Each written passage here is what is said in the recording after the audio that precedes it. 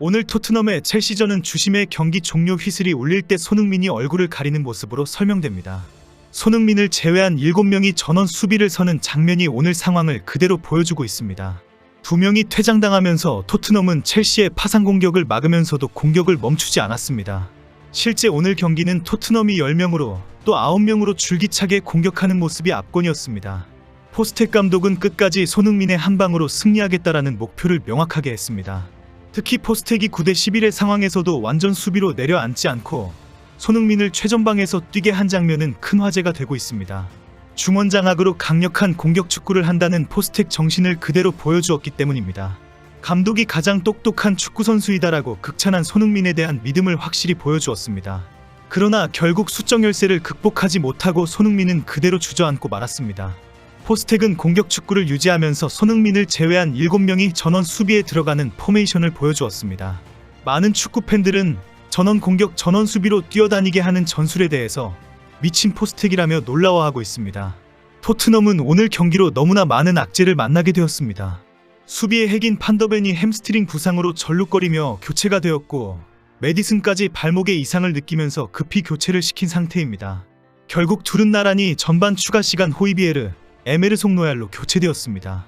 후반 10분에는 우도기도 경고 누적으로 바로 퇴장을 당하게 되면서 9대11의 험난한 싸움이 시작되었습니다. 로메로와 우도기의 연속 퇴장과 판더벤과 메디슨의 부상 교체로 팀 밸런스가 완전히 붕괴되어 버렸기 때문입니다.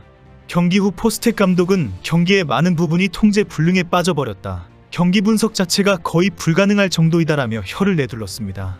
그럼에도 포스텍은 선수들을 칭찬하고 싶다. 몇 번이나 동점골을 넣을 뻔하면서 놀라운 정신력을 보여주었다. 수적 열세에도 불구하고 공격 라인을 올린 것은 우리가 누구인지를 제대로 보여준 것이다. 심판의 페널티킥과 퇴장 결정은 받아들인다라고 말했습니다.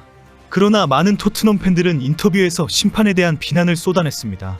로메로에 대한 레드카드를 가장 먼저 지적하면서 토트넘은 100% 도둑 맞았다 라고 흥분하고 있습니다. 일부는 VAR의 공정성까지 의심하면서 리버풀과 첼시 팬들의 비난을 받고 있습니다. 특히 로메로의 태클에 바로 레드카드를 꺼낸 심판을 강력 비난하고 있습니다. 경기 흐름을 완전히 바꾸어 놓았다는 것입니다. 오늘 경기에 맨 오브 매치는 해트트릭을 한 첼시의 잭슨이 아니라 VAR이 오늘의 선수이다라는 말이 나오고 있습니다.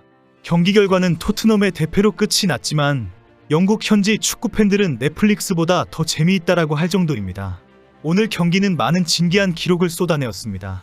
5골이 VAR로 취소, 빠른 득점에 2개의 레드카드 등 관련 기록이 계속 올라오고 있습니다. 오늘 경기에서 두 팀을 합쳐서 총 5골이 VAR로 취소가 되었습니다. 손흥민도 전반 13분 브레넌 존슨의 패스를 논스톱 슈팅으로 연결해서 골망을 흔들었지만 깻잎 한 장으로 오프사이드 판정을 받았습니다. 특히 토트넘은 1대2로 끌려가던 때 후반 33분에 동점골을 터뜨렸지만 오프사이드 판정으로 고개를 숙였습니다. 첼시도 전반 20분 스털링의 골이 핸드볼 반칙으로 노골 선언이 되었고 27분에는 카이세스의 슛도 오프사이드 판정을 받았습니다.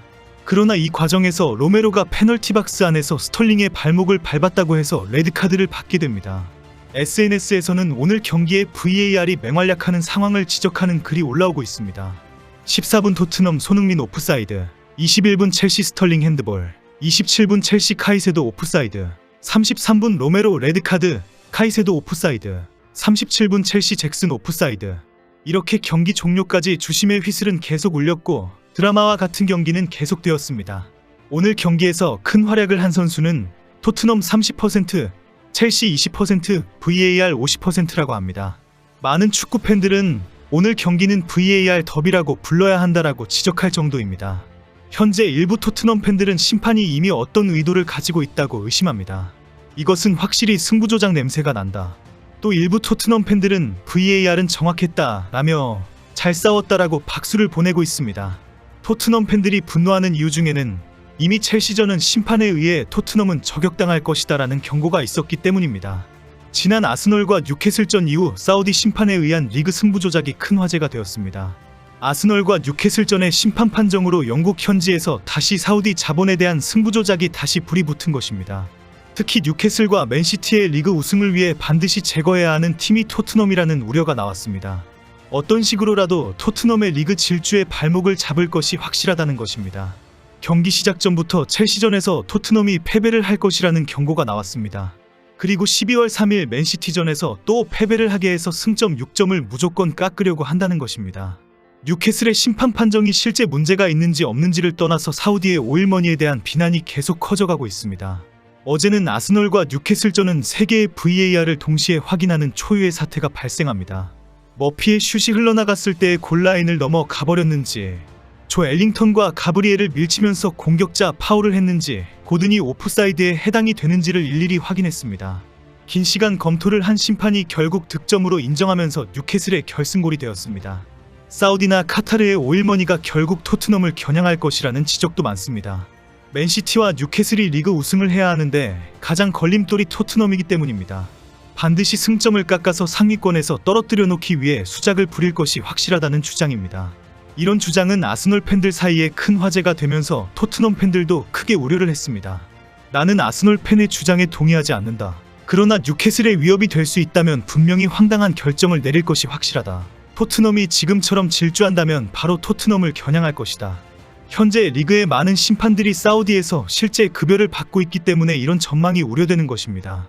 프리미어리그에서 만년 중위권 팀이었던 뉴캐슬은 지난 2021년 시즌만 해도 무승 3무 4패로 달랑 승점 3점에 순위 19위로 강등권에 있던 팀입니다.